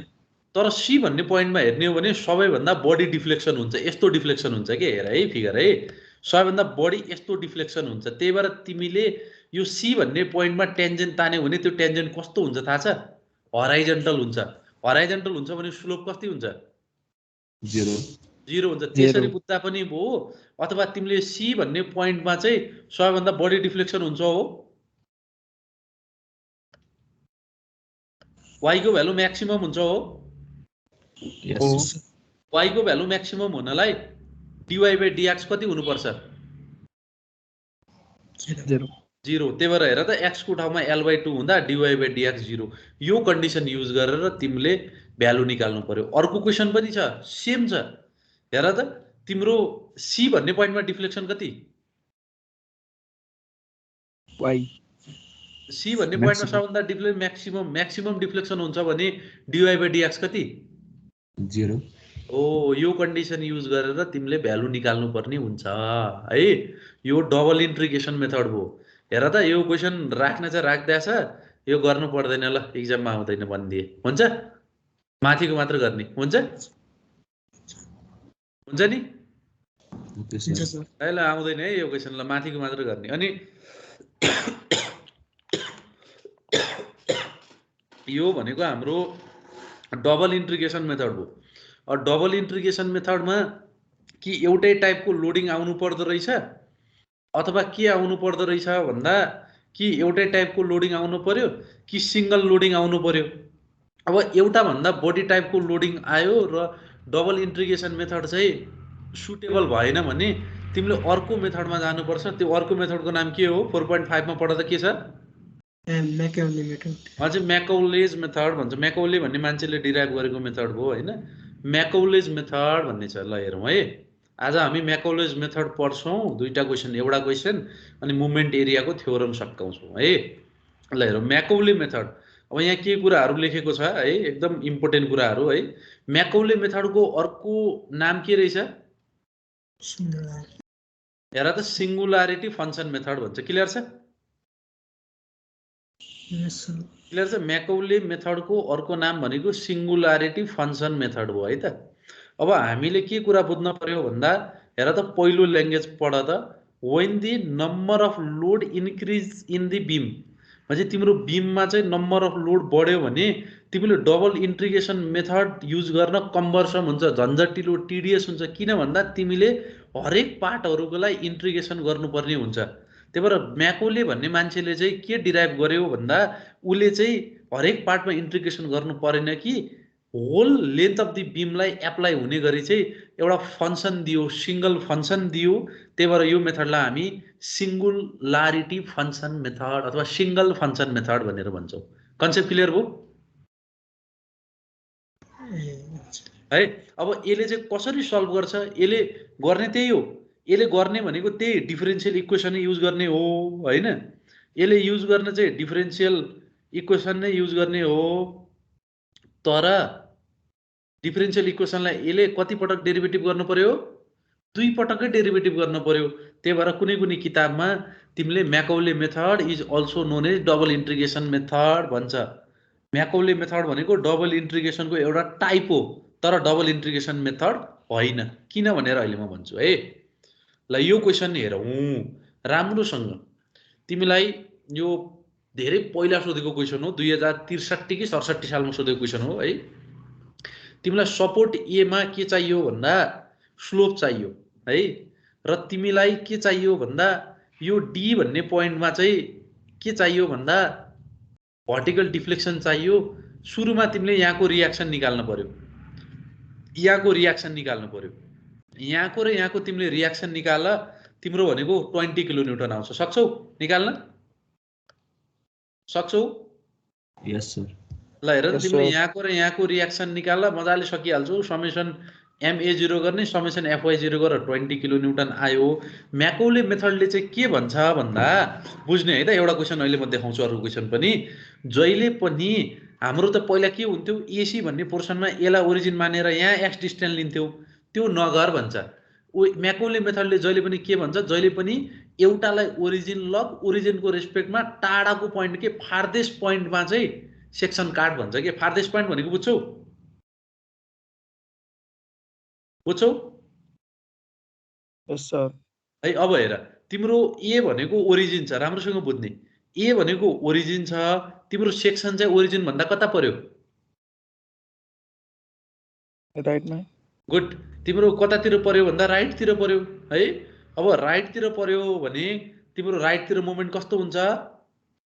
Anti clockwise. हो ल, राइटतिर मोमेन्ट चाहिँ कस्तो हुन्छ? Anti clockwise. ल यो एन्टी क्लकवाइज मोमेन्टको एक्सप्रेसन भनौँ त, कति हुन्छ? यो 20 इन्टु कति? एक्स। गुड। यो भनेको कति आयो भन्दा 20 इन्टु एक्स आयो है। र अनि यो 20 को लागि कति छ भ्यालु? यहाँदेखि यहाँसम्मको डिस्टेन्स कति? -2। गुड। x-2, यो अगाडिको 2 लाई फाल्न पर्यो भनेपछि -20 इन्टु कति हुने भयो भन्दा x-2 हुने भयो। क्लियर छ? क्लियर? x-2। अनि मलाई यति मात्र भन त, यति पोर्सनको स्पान कति? x-4। ल हेर त, यति पोर्सनको स्पान कति भन्दा x-4। अब मलाई भन, यसको UDL ले गर्दा कति आउने भयो? माइनस त्यतिको लोडिङ कति? 5 कति? x-4 हो। गुड। इन्टु x-4 भनेको हाम्रो लोडिङ भयो। अनि डिस्टेन्स कति? x-4/2 हो। भनेपछि स्क्वायर बाइ भागा 2 लेख्दै बुझ्छौ? यस सर। भनेपछि हरेक पोर्सनलाई तिमीले इन्ट्रिसेक्सन लिँदै इन्ट्रिगेसन गर्दै गर्न पर्यो त? परेन। परेन। ल हेर त, त्यही गरेछ। हेर त, यो 20x, यो किन चाहियो? यो मोडुलस भन्ने साइन चाहिँदैन हामीलाई। हेर त, यो आयो। अब तिमीले D square Y by DX स्क्वायरबाट डी वाई बाई डिएक्स निकाल्न छ भने कतिचोटि इन्टिग्रेसन गर्नु पर्यो? एकचोटि। यो C1 लाई मैले यहाँबाट काटेँ, यहाँ C1 लेखेँ, हेर त यहाँ प्लस C1 भनेर लेखेँ, ठिक छ, बुझ्छौ नि? तिमीले यसलाई फेरि इन्टिग्रेसन गर्छौ, यसलाई फेरि इन्टिग्रेसन गर्यो भने C1 लाई इन्टिग्रेसन गर्दा कति? C1 x हुने भयो र अर्को कन्स्टेन्ट आउने भयो कति? C2, बुझ्छौ? बुझ्छौ? यस सर। बुझ्छौ है? अब प्रोसेस बुझ्ने है। एउटा क्वेसन मैले राखिदिएको छु, त्यो घरमा ट्राई गर्नु है, सोलुसन सहित चाहिँ म अहिले गराउँछु पनि। अब हेरौ, अब यो C1 र C2 निकाल्न छ भने नोन कन्डिसनलाई हामी कुन कन्डिसन भन्छौँ? Boundary condition. बाउन्ड्री कन्डिसन बुझ्ने। नोन कन्डिसनलाई हामी के भन्छौँ भन्दा बाउन्ड्री कन्डिसन भनेर भन्छौँ। अब बाउन्ड्री कन्डिसन चाहियो हामीलाई। अब बाउन्ड्री कन्डिसन भनेको यहाँ राम्रोसँग बुझ, तिम्रो ए भन्ने सपोर्टमा x को भ्यालु कति?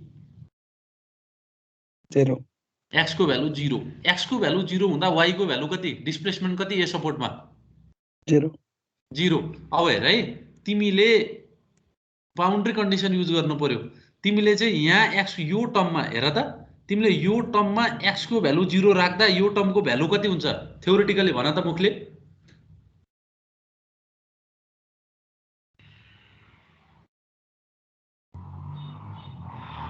फाइभ बाई 24 into 4 को पावर 4 ने कति आउने भयो? 5/24 into 4 को पावर 4। हो, त्यो हुँदैन है, त्यो हुँदैन। त्यो डबल इन्टिग्रेसन मेथडसम्म त्यस्तो हुन्थ्यो, तर म्याकौले मेथडमा त्यस्तो हुँदैन। किन? म्याकौले भन्ने मान्छेले के भन्छ भन्दा, म्याकौले मेथडमा एउटा कुरा हेर त, इन्टिग्रेसन x-3 dx भनेको x-3 को स्क्वायर बाई 2 हो। तिमीले यसलाई यसरी लेख्न पाउँदैनौ, x² - 3x लेख्न पाउँदैनौ। किन? म्याकौले यो x-3 लाई नै एउटा सिंगल भ्यारिएबलको रूपमा लिन्छ के, सिंगल टर्मको रूपमा लिन्छ। बुझ्छौ? सर। बुझ्छौ? र म्याकौले मेथडमा तिम्रो ब्र्याकेट भित्र नेगेटिभ अथवा 0 आयो भने त्यो टर्मलाई के गर्ने भन्छ? नेग्लेक्ट गर्ने भनेर भन्छ। त्यही भएर तिमीले अब यहाँ x को भ्यालु 0 राख्दा यो 0 - 4 को पावर 4 लेख्न पाउँछौ? पाउँदैनौ। This term is 0। कुनमा? म्याकौलेमा। बुझ्यौ? Concept catch गर्यौ?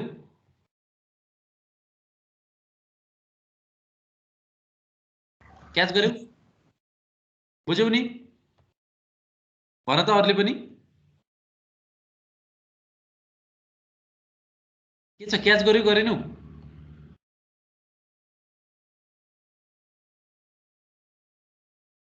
कन्फ्युजन भयो?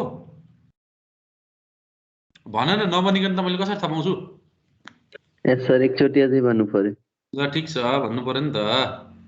ल अब यो क्वेसनमा भन्छु है त। यो क्वेसनमा के सोध्यो? के सोध्यो हेर त? Maximum deflection. युडिएल आदि मात्र दियो। युडिएल आदि मात्र दियो भने तिमीले म्याकौले मेथडमा जहिले पनि सपोर्टसम्म एक्सटेन्ड गर्नुपर्छ। हेर त, तिमीले सपोर्टसम्म एक्सटेन्ड गर्यौ र त्यसलाई ब्यालेन्स पनि गर्यौ तल। क्लियर छ? र तिमीले यहाँ रियाक्सन निकाल्न त खासै ठुलो कुरा भएन। हेर त, तिमीले ए र एफ मा रियाक्सन निकाल्यौ र तिमीले ए लाई ओरिजिन मान्यौ। कुनलाई ओरिजिन मान्यौ? ए लाई ओरिजिन मान्यौ। ए लाई ओरिजिन मानेर जहिले पनि तिमीले सेक्सन कता काट्ने? म्याक्सिमम पोइन्टमा, फार्देस्ट पोइन्टमा तिमीले सेक्सन काट्यौ। सेक्सन काटेर तिमीले यो पनि लेख्न सक्छौ, mx लेख्न सक्यौ। mx भनेको ei d²/dx² पनि लेख्न सक्यौ। यसलाई अब यहाँ राम्रोसँग हेर्ने है, यसलाई इन्टिग्रेसन गरे भने dy/dx आयो। बुझ्ने? यसमा एउटा कन्स्ट्यान्ट आउने भयो C1। बुझ्छौ? बुझ्छौ यहाँसम्म? यस। बुझ्छौ है? त्यसलाई फेरि इन्टिग्रेसन गर। हेर त, C1 छ भने C1 x हुने भयो र अर्को कन्स्ट्यान्ट आउने भयो। यो अर्को कन्स्ट्यान्ट भनेको कुन हो? C2। अब राम्रोसँग बुझ्ने, C1 र C2 निकाल्न छ भने बाउन्ड्री कन्डिसन युज गर्नु पर्यो। ल हेर, यो सपोर्ट ए मा x को भ्यालु कति 0 0 x को भ्यालु 0 हुँदा y को भ्यालु कति हुन्छ त्यो पनि 0 0 हुन्छ ल हेर है अब अघि नबुझेको कुरा अब बुझिन्छ ल हेर है हाम्रो सपोर्ट ए मा x को भ्यालु 0 हुँदा y को भ्यालु 0 छ ल हेर यो y को भ्यालु 0 भयो यो x को भ्यालु कति छ 0 छ अब यो 0 - 3 को क्युब हुँदैन के म्याकोलेमा यो x - 3 भनेको सिंगल टर्म हो यदि सिंगल टर्म भित्र ब्र्याकेट भित्र नेगेटिभ अथवा 0 आयो भने त्यो टर्मै नलिने भन्छ त्यही भएर यो टर्म कति लिनु पर्यो 0 लिने छ 0 अनि x - 5 पनि कति त्यो पनि 0 यो पनि 0 र त्यस्तै यो x - 7 पनि कति 0 र x - 9 पनि कति 0 यो x को भ्यालु पनि 0 छ भने c2 को भ्यालु कति आयो 0 आयो बुझ्छौ सर त्यो ब्र्याकेटमा नेगेटिभ अथवा पोजिटिभ आएपछि 0 लिने भन्नु भएन सर अनि यसमा नेगेटिभ नआएपछि चाहिँ हामीले त्यही भ्यालु लिनु पर्यो हैन हो म अब त्यहीमा आउँदै छु अब अर्को बाउन्ड्री कन्डिसन हेर अर्को बाउन्ड्री कन्डिसन भनेको सपोर्ट f मा x को भ्यालु कति 3 4 5 6 7 8 9 10 11 x को भ्यालु कति मिटर 11 मिटर ल x को भ्यालु 11 मिटर हो भने ल क्याल्कुलेटै गरौँ न त ल कन्फ्युजन भएको छ भने ल क्याल्कुलेटै गरौँ न त ल हेरौँ त हाम्रो यो c2 को भ्यालु 0 आइसकेको छ पहिला नै ल हाम्रो चाहिँ x को भ्यालु 11 हुँदा y को भ्यालु 0 ल y को भ्यालु 0 छ ल निकालेर हेर त त्यसो भए c1 को भ्यालु कति आउँछ यहाँ यो टर्म 0 हुन्छ हुँदैन यहाँ x को ठाउँमा कति राख्नु पर्यो 11 यहाँ कति राख्नु पर्यो त्यहाँ पनि 11 यहाँ पनि कति राख्नु पर्यो 11 - 7 को पावर 4 यहाँ पनि कति राख्नु पर्यो 11 यहाँ x मा पनि कति राख्नु पर्यो 11 ल गरी हेर त c1 को भ्यालु -848 आउँछ कि आउँदैन ल अहिले नै गर न हाम्रो अझै क्लास जान्छ है x को भ्यालु 0 हुँदा x - 3 कसरी 0 हो सर यो म्याकोले भन्ने मान्छेले दिएको कुरा हो मैले हैन है त यो म्याकोले भन्ने मान्छेले के भन्छ त्यो x - 3 भनेको एउटा सिंगल फंक्सन हो जुन भित्र चाहिँ नेगेटिभ भ्यालु आउन सक्दैन नेगेटिभ र 0 भन्छ कि यो म्याकोले भन्ने मान्छेले दिएको कुरा हो है त मैले हैन है त बुझ्यौ बुझिन्छ बुझ्यौ कहिले सोध्दै थियो भन त ल ठीक छ ल यो भ्यालु चेक गर त यो भ्यालु चेक गर त x को ठाउँमा 11 राखेर y को ठाउँमा 0 राखेर c1 को भ्यालु -848 आउँछ कि आउँदैन चेक गर त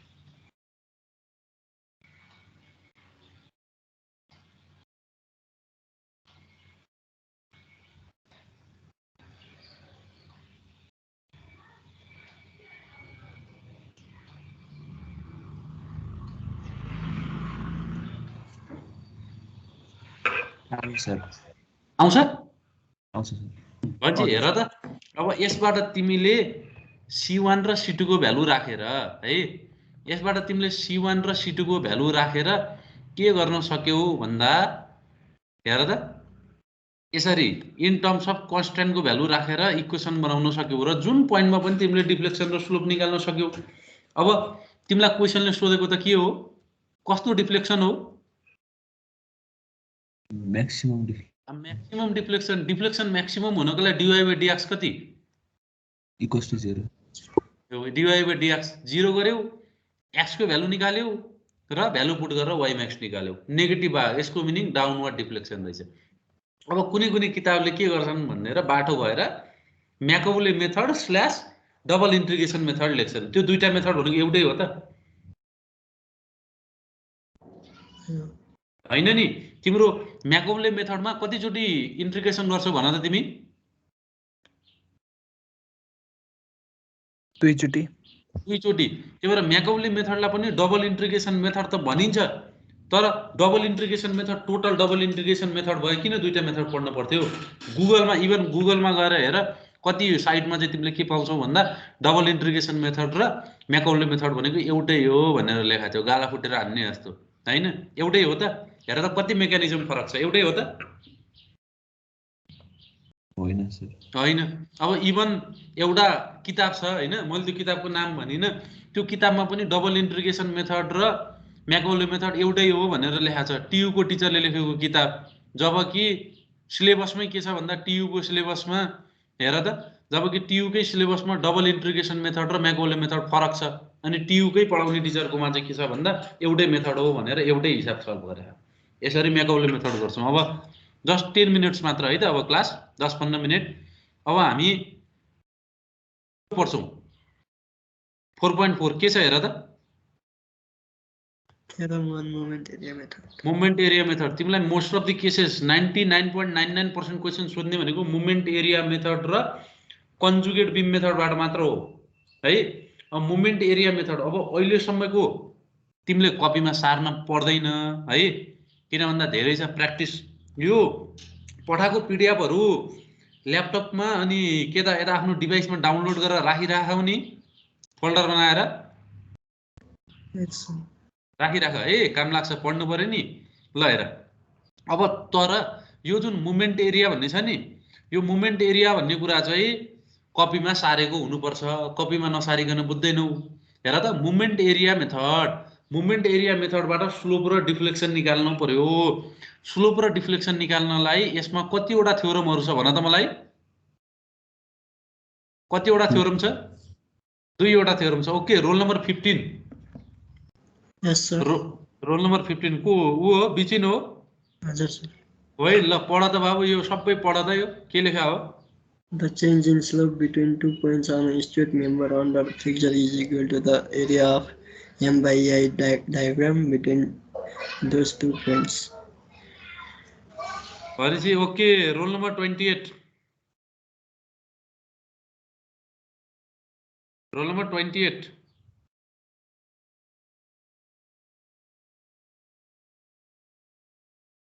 छैन? 28 एब्सेन्ट त्यसो भयो हैन। Roll number 30। यस सर। ओके, लाल बाबु पूर्व मन्त्री। ल यसलाई नेपालीमा ट्रान्सलेट गर त, यो थ्योरम वानलाई। दुईटा पोइन्ट बिचको स्लोप हैन, चेन्ज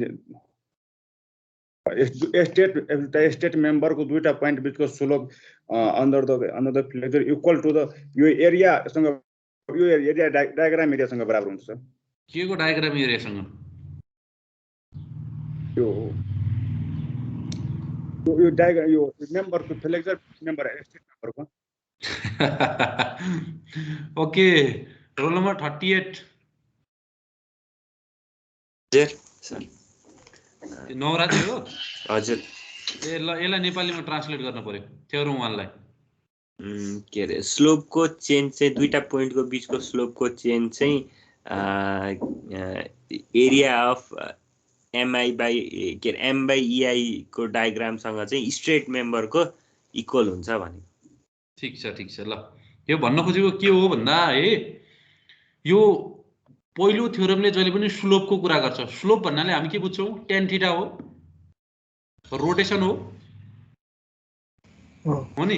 हेरौँ त, कुनै पनि दुईटा पोइन्टको बिचको चाहिँ change in slope straight member under flexure भन्छ। स्ट्रेट मेम्बर भनेको हराइजन्टल मेम्बर अन्डर फ्लेक्चर भनेको कुरो बीम भन्न खोजा हो, बीम भन्न खोजा हो। यस सर। ल हेरौँ है, यस पछाडि क्लास त छैन नि है? छैन है। ल जस्ट 10 मिनट्स मात्र है म्याक्सिमम है।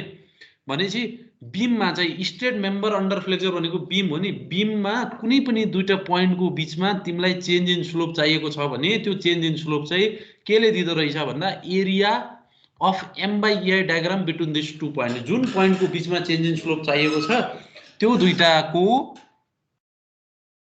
Area of M by EI डायग्रामले दिँदो रहेछ भन्छ। This is theorem number 1। Clear छ? क्लियर छ है? कपीमा मैले चेक गर्दा यहाँभन्दा पछाडि चाहिँ सारेको हुनुपर्छ है त। जस्ट धेरै छैन, त्यही 2-3 वटा 4-5 वटा पेज मात्र छ। फेरि रिपिट गरे, कुनै पनि बीममा कुनै पनि दुईटा पोइन्टको बीचमा चेन्ज इन स्लोप चाहिएको छ भने तिम्रो केले दिँदो रहेछ एरिया अफ केले दिँदो रहेछ m by ei डायग्रामले दिँदो रहेछ this is theorem 1 is related to slope theorem 2 ले is related to deflection okay roll number 42 roll number 40 ल को हो 42 भन त निशा ल यो पढ त यो पढ्दा पढ्दै ननिदाउनु है फेरि एकदमै लामो छ यहाँदेखि यहाँसम्म पढ त Deflection at a point in a beam in the direction perpendicular to its original straight line position measured from tangent to elastic curve at another point is given by the moment of m by ei diagram about the point where deflection is required. के बुझ्यौ त यसबाट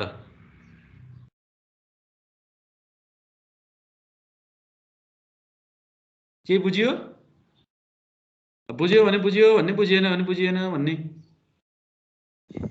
deflection त्यो बीममा भएको पोइन्टमा भएको deflection चाहिँ जुन ट्यान्जेन्टबाट बुझेन सर अलिअलि बुझिएन है अलिअलि बुझ्यो अलिअलि बुझेन okay roll number 13 roll number 1313 हजुर सर ल यो भन त अभिषेक केलाई नेपालीमा ट्रान्सलेट गर्न सक्छौ जति सक्छौ त्यति गर न यो बीमको ओरिजिनल पोजिसन जुन स्ट्रेट लाइन छ त्यसमा परपेन्डिकुलरली जति डिफ्लेक्सन भएको छ तलतिरपट्टि त्यसको चाहिँ जुन डिफ्लेक्सन भएको छ तलतिरपट्टि आएको कर्भसँग चाहिँ टेन्जेन्ट लाइन तानेर खै के गर्यो भने चाहिँ एरिया थाहा हुन्छ ठिक छ ल धेरै कुराहरू लगभग 90% कुरा आइसक्यो ल हेरौँ हाम्रो बीममा जहिले पनि डिफ्लेक्सन भनेको कति डिग्रीमा हुन्छ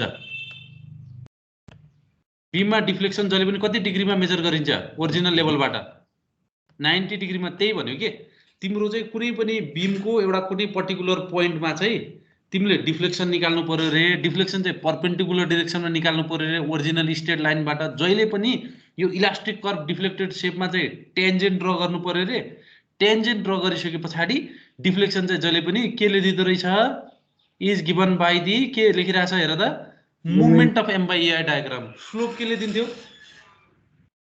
area of m by ei हो भने slope area of m by ei डायग्रामले दिन्थ्यो र तिम्रो चाहिँ डिफ्लेक्सन अथवा डिस्प्लेसमेन्ट चाहिँ केले दिँदो रहेछ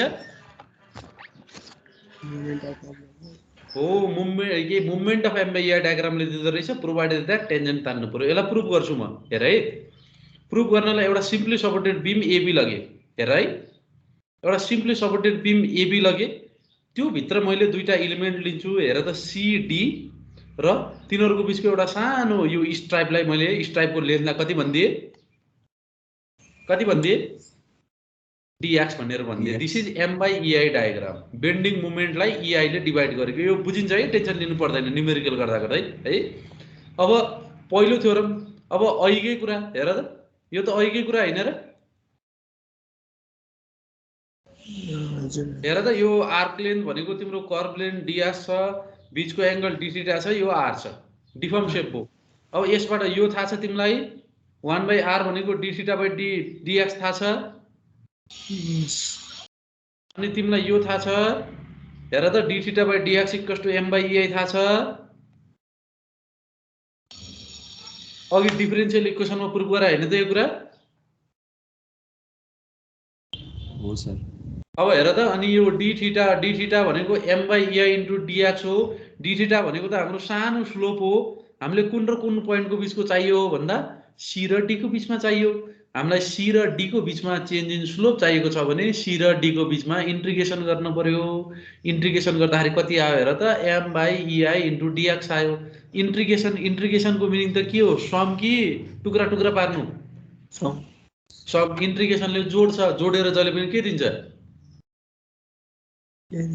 एरिया दिन्छ त्यही भएर तिमीले c र d भन्ने पोइन्टको बीचमा चेन्ज इन स्लोप चाहिएको छ भने बुझ्ने c र d भन्ने पोइन्टको बीचमा चेन्ज इन स्लोप चाहिएको छ भने c र d भन्ने बीचको m by ei डायग्रामको के लिनु पर्यो एरिया लिनु पर्यो यो थ्योरम 1 हो है अब थ्योरम 2 प्रुफ गरौँ हेर त थ्योरम 2 प्रुभ गर्नलाई मैले सी भन्ने पोइन्ट लगे, डी भन्ने पोइन्ट लगे। हेर त अघि टेन्जेन्टको कुरा गरिरहेको थियो रोल नम्बर 13 ले। हेर त सी भन्ने पोइन्टबाट टेन्जेन्ट तान्यो, देख्छौ? देख्छौ? हेर त यो डिस्टेन्स भनेको x dx छ, यो डिस्टेन्स भनेको d बाट x छ। हेर त यो दुईटा टेन्जेन्टको बीचको हेरौ त सानो एंगललाई d थीटा भन्दिए र यो एंगललाई d डेल्टा भन्दिए। एंगल भन्छु सरी डिस्टेन्सलाई d डेल्टा भन्दिए। यसबाट तिमीले d डेल्टा भनेको x * d थीटा लेख्न पाउँछौ। पाइन्छ। अनि तिमीले d थीटा को ठाउँमा m/ei * dx लेख्न पाउँछौ। यो इक्वेसनबाट पाउँछौ नि। हेर त सकिसक्यो प्रुफ। अनि यो d डेल्टा भनेको सानो डिस्प्लेसमेन्ट भयो। c र d को बीचको चाहिएछ भने c र d लाई को बीचमा इन्टिग्रेसन गर्नु पर्यो। हेर त x * dA आयो। x * dA भनेको त area into distance. Area into डिस्टेन्सले के दिन्छ? फोर्स इन्टु डिस्टेन्सले के दिन्छ?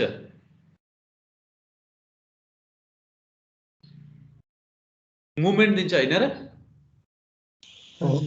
हो, त्यही भएर तिमीले के सम्झिनु पर्यो भन्दा थ्योरम 1 भनेको स्लोप रहेछ।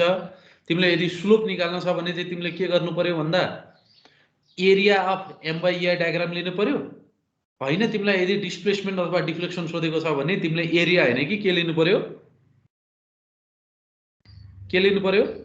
मुभमेन्ट लिनु पर्यो। Movement of m/ei diagram